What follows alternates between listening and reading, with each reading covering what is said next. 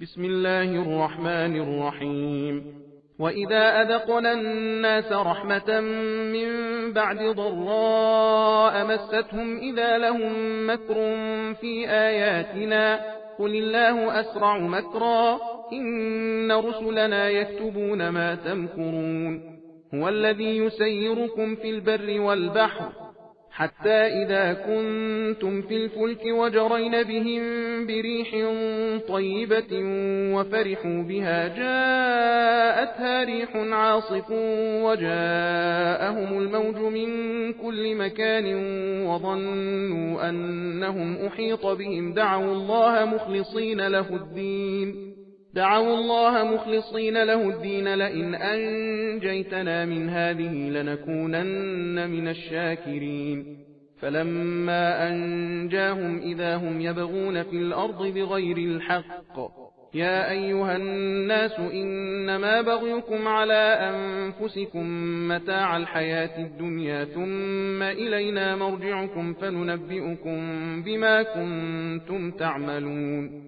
إنما مثل الحياة الدنيا كماء أنزلناه من السماء فاختلط به نبات الأرض مما يأكل الناس والأنعام حتى إذا أخذت الأرض زخرفها وزينت وظن أهلها أنهم قادرون عليها أتاها أمرنا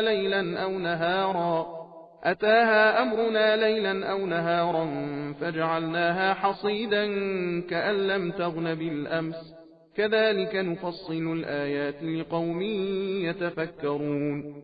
والله يدعو إلى دار السلام ويهدي من يشاء إلى صراط مستقيم. للذين أحسنوا الحسنى وزيادة ولا يرهق وجوههم قتر ولا ذلة أولئك أصحاب الجنة هم فيها خالدون. والذين كسبوا السيئات جزاء سيئة بمثلها وترهقهم ذلة ما لهم من الله من عاصم كأنما أغشيت وجوههم قطعا من الليل مظلما أولئك أصحاب النار هم فيها خالدون. ويوم نحشرهم جميعا ثم نقول للذين أشركوا مكانكم أنتم وشركاؤكم فزيلنا بينهم وقال شركاؤهم ما كنتم إيانا تعبدون فكفى بالله شهيدا بيننا وبينكم إن كنا عن عبادتكم لغافلين. هنالك تبلو كل نفس ما أسلفت وردوا إلى الله مولاهم الحق وضل عنهم ما كانوا يفترون. قل من يرزقكم من السماء والأرض أم من يملك السمع والأبصار ومن يخرج الحي من الميت ويخرج الميت من الحي ومن يدبر الأمر فسيقولون الله فقل أفلا تتقون.